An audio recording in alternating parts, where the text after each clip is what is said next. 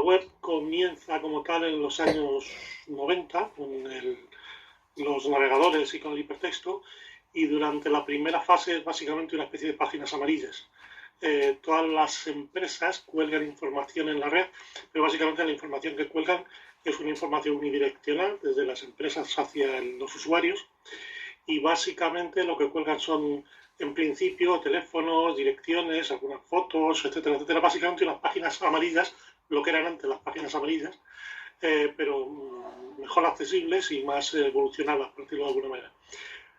Pero todavía no existe ningún tipo de conexión hacia el otro lado, es decir, el emisor le manda al receptor y el receptor consume la información básicamente, que es una información muy básica de empresas, personas, etcétera, etcétera. Esto tiene un auge muy gordo y aparece el primer problema de la web, que es el problema de localización de recursos.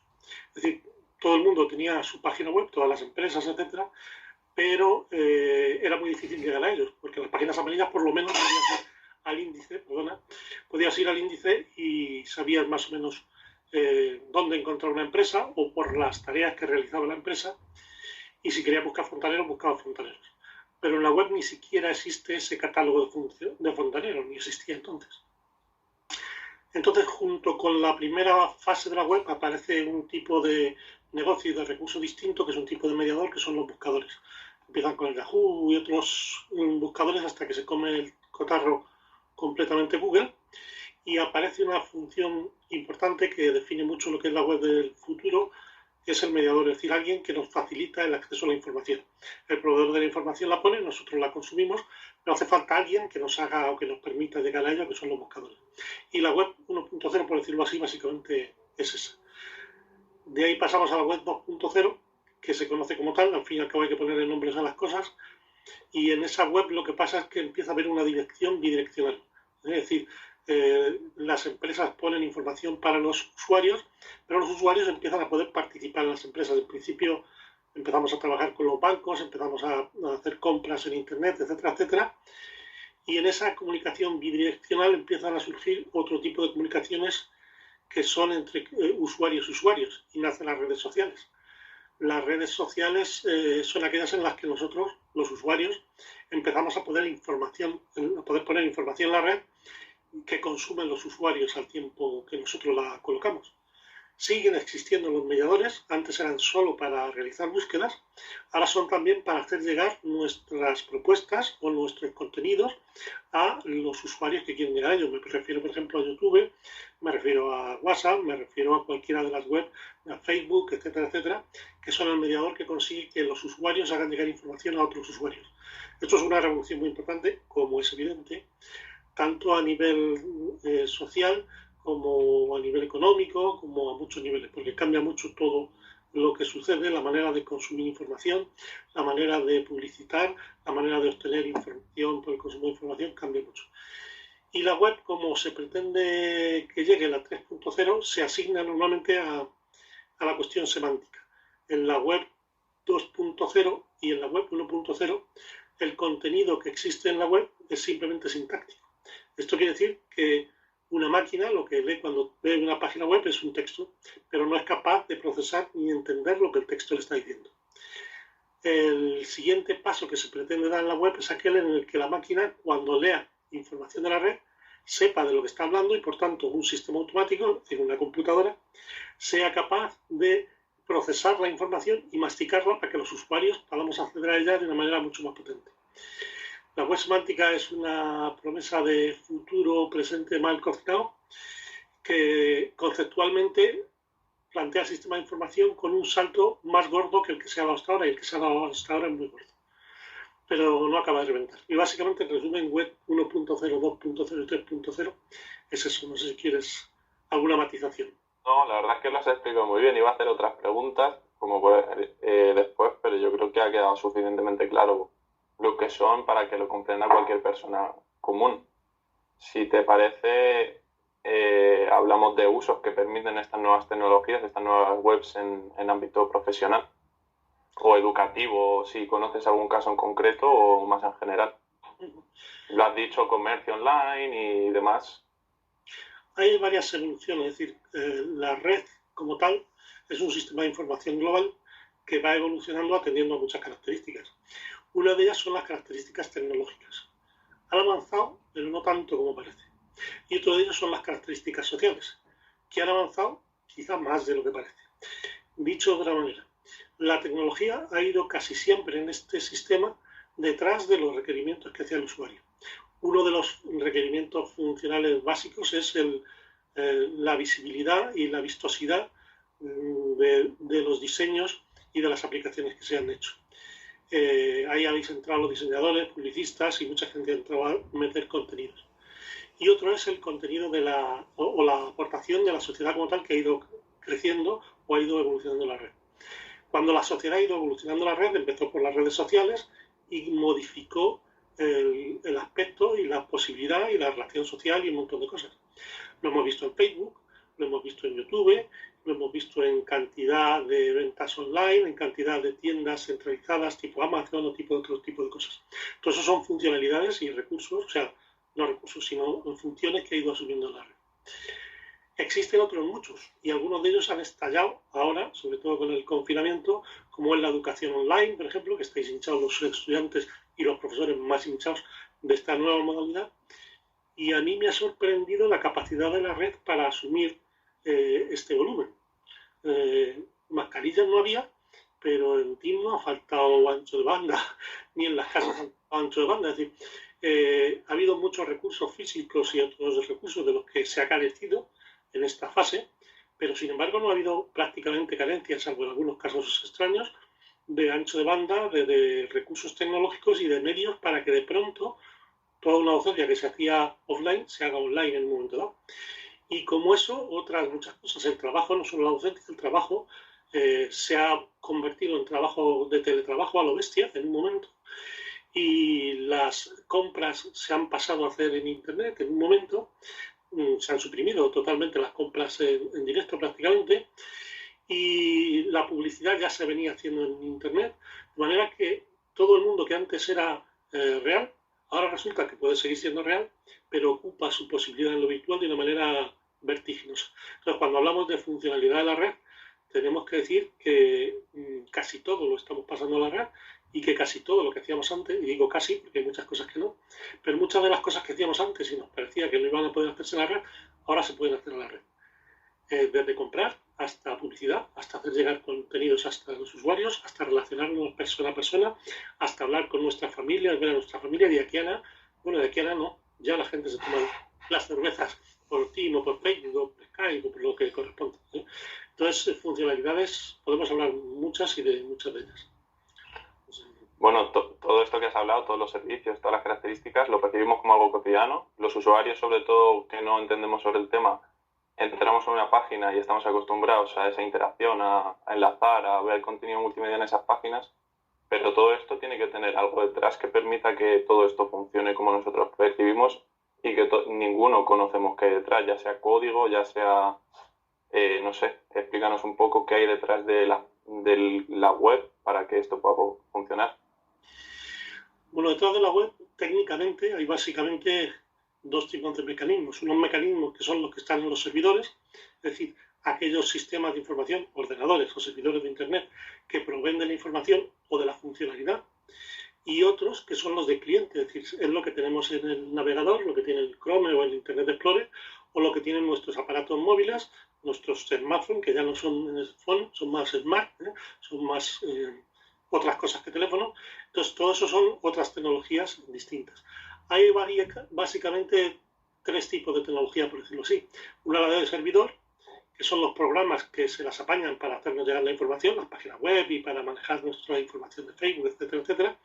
Eso tiene ya tiempo, desde hace tiempo es el PHP, los sistemas de Internet Explorer, etcétera. Son programas que procesan la información para hacernosla llegar de unos a otros o de la fuente a quien la recoge. Otro de ellos son los sistemas de información como navegadores, etcétera, que trabajan en nuestros ordenadores, Internet Explorer, etcétera. Ahí está el navegador de toda la vida de Dios, que tiene desde los años 90. Ha ido evolucionando en cuanto a recursos, pero no mucho. Básicamente ahí está el HTML, que es un sistema de de marcado de texto para decirnos qué tenemos que poner en la pantalla. Está el JavaScript, que son programas que pueden correr en nuestro navegador. y están algunos otros recursos de formato de datos como el XML, JSON, etc. Y luego está otra nueva ola, que son las apps, o lo que aparece en los teléfonos o en los smartphones, que pueden trabajar con navegadores como clientes, como consumidores de información, pero a su vez tienen aplicaciones propias del teléfono que consumen información que les llega de Internet. Eso es básicamente lo que hay. Hay otro tipo de tecnologías que se organizan para servir información, que son los servicios web, de manera que alguien que tiene información ponga un tenderete y sirva o venda esa información o reparte esa información entre los que lo deseen. Eso se llama servicio web. Y está orientado a que yo te mando la información y tú la colocas dentro de tu página en lo que quieras. Por ejemplo, te mando información del tiempo y tú la colocas dentro de Facebook en un cuadrito diciendo dónde va a llover o dónde no va a llover, etcétera, etcétera. Y ese es el cotarro más o menos de sistemas de información que hay en un resumen gordo de lo que hay. Y no ha evolucionado tanto. Es decir, de los años 90 hasta ahora, hay muchas aplicaciones o muchos sistemas como JavaScript, etcétera, que tienen años y no han evolucionado tanto. Y como tú bien has dicho, dices, ¿qué hay detrás? Es que resulta que la tecnología va detrás del factor social. El factor social, sin embargo, ha evolucionado a lo bestia. A lo bestia en cuanto a funcionalidad, en cuanto a capacidad, en cuanto a volumen, en cuanto a todo. Y la tecnología lo que procura es ir detrás del requerimiento del usuario para ir cumplimentando sus necesidades, básicamente. Entonces, la tecnología ha evolucionado, pero no mucho. El aspecto social o la funcionalidad que la sociedad ha dado a la red ha explotado a lo bestia. Y de una manera emergente, que esto es importante. Es decir, este sistema no ha llevado a alguien que haya dicho, yo lo comparo a veces con Julio Verne, ¿no? Es decir, que todos sabíamos que iba a venir el submarino porque ya se había inventado. O todos sabíamos que alguna vez iba a venir el aeroplano porque desde hace mucho tiempo, con Leonardo da Vinci, sabíamos que íbamos a tener cosas para volar. Pero hay otras cosas que nos explotan en la cara. Y en la red, toda la funcionalidad de la red no es un invento de alguien, sino que es un fenómeno que emerge del sustrato social y tecnológico que aparece en nuestra sociedad. Aparece ese sustrato, de pronto es posible, y las redes sociales están sin que nadie... Bueno, hay alguna evidencia por ahí bibliográfica de gente que dice que se parece a lo que ha sido la red, etc. Pero fundamentalmente nadie la conceptuó conforme está ahora mismo. Y eso es la característica conforme lo has preguntado. No sé si he contestado todo lo que querías. Sí, sí. Y has hablado de futuro. Si quieres hablamos de hacia dónde se encaminan. Hacia la web semántica. ¿Es el futuro de las webs? Yo el futuro lo veo más complicado. La web semántica no es el futuro. Lo malo de la web semántica es el presente. Perdón, desde hace tiempo. Es decir, los recursos técnicos que se han planteado para resolver la web semántica, es decir, para conseguir que los ordenadores puedan navegar por la información que hay en la web, puedan interpretarla y puedan ayudarnos a manejarnos con ella, eso lleva ya con nosotros 15, 20 años, casi. Y sin embargo, no tenemos una web semántica. Yo creo que ahí hay un defecto. En este caso sí hay un Julio Verne que dice, oye, nos hace falta una web en la que suceda esto, en la que tengamos esta posibilidad, que es trabajar de forma semántica. Pero los técnicos no hemos sido todavía capaces de ofrecer unos recursos válidos para que eso explote como ha explotado el resto de las cosas. Cuando seamos capaces, eso explotará y tendremos una web completamente distinta. Tendremos una web semántica que será 3.0, no sé si será la 10.43, conforme esta cosa. Pero es cierto que eso sucederá en un caso o en otro. Sin embargo, la evolución, mientras tanto, de la web sigue existiendo. Y ahí es más discutible. Es decir, ¿cómo está evolucionando la web y hacia dónde vamos? Pues a lo mejor te da para otra entrevista. No sé, yo ahí soy un poco crítico y soy un poco, no sé si pesimista o optimista. Es decir, la web que se prometía como un sistema al que todo el mundo accede y que todo el mundo tiene acceso, un sistema completamente libre y completamente versátil, resulta que al final se está convirtiendo en un sistema completamente centralizado. Es decir, esa información a la que todos podíamos acceder, resulta que al final todos tenemos que pasar por Google para acceder a la información pertinente. Esas compras que todos podíamos comprar un tapón en China sin que al final tienen que pasar por mediadores. Y al final esos mediadores son empresas muy potentes que están cogiendo capacidad de operación muy a lo bestia, que están asumiendo, están imponiendo una tecnología con la cual son absolutamente necesarios. Y mientras no pase otra cosa, a mi juicio, vamos hacia un camino de evolución en los sistemas de información que no es el más adecuado para la sociedad. Es decir, vamos a centralizar en una serie de empresas en los mecanismos que nos van a configurar como la nueva sociedad que vamos a ser. Eso para mí tiene un peligro. Eso otro, si quieres, para otra entrevista o para hablar más o menos, eso ya es lo que tú veas. Pero ahí yo veo, en cuanto al futuro de la red, veo esos dos aspectos. Uno, el tecnológico, que requiere de cambios que sí son sustanciales a la tecnología actual para llegar a ser, porque a mi juicio los que están hechos respecto a la web semántica, y estoy hablando de RDF, WL y otra serie de conceptos, ontologías, que son los que se trabajan en la web semántica. Y por otro lado está la evolución socioeconómica estratégica de la red, que a mi juicio la estamos llevando muy mal. No sé si quieres saber más cosas. No, o sea, he entendido lo que has querido decir bien, que unas potencias son las que van a condicionar lo que buscamos y cómo actuaremos, ¿no? Si no he entendido mal. Sí, básicamente. Pero además estas empresas, además de gestionar y controlar lo que es el producto en sí, es decir, Google gestiona los sistemas de información y nuestra información, WhatsApp gestiona los sistemas de información y nuestra información, Facebook, etcétera, son poseedores de nuestra intimidad y de lo que nosotros somos como personas en la red, y además manejan en gran parte la evolución tecnológica del sistema. Con lo cual, la evolución tecnológica va a ir hacia donde ellos quieren, que sus intereses como empresa, y son los que ellos tienen, es que ellos manejen el cotarro, que ellos manejen la situación. Y por ahora, si no pasa otra cosa, vamos a ver, que a mi juicio no es un buen sitio. Vale, pues esto es todo lo que yo tenía pensado hablar, pero si tú crees conveniente que hemos dejado de hablar de algo importante para conocer lo que son estos entornos web, si quieres decir algo más. No, simplemente en la evolución. A mí, sinceramente, me preocupa el futuro, el tecnológico, por un lado, en el que trabajamos mucho en cuanto a web semántica, etcétera, etcétera. Nosotros trabajamos atendiendo a otros tipos de estructuras ontológicas y estructuras de información en la red, y hay otra gente trabajando en ese sentido. Y eso reconfigurará la red en un momento dado de una manera distinta. Pero ya te digo, me gustaría hacer un poco de énfasis en la evolución estratégica y social que la tecnología está haciendo en nuestra sociedad como tal.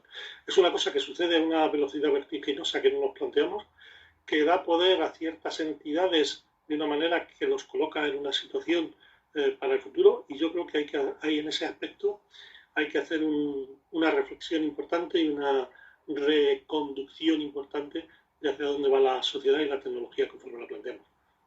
¿Y cómo se podría evitar? Pues mira, una de las claves a mi juicio es la web semántica, es decir, nosotros somos esclavos de los buscadores porque la semántica no nos ayuda a localizar lo que queremos. Entonces, la web semántica yo creo que puede ser un punto en ese aspecto. Y otro es porque si la sociedad no se mueve en el sentido de conseguir mantener la sociedad en el cauce que quiere, serán las empresas las que lleven el sistema al final. Y hoy por hoy son las empresas, es decir, la tecnología y la sociedad se definen hoy en día por las directrices estratégicas de las empresas que tienen la capacidad y el poder de actuar.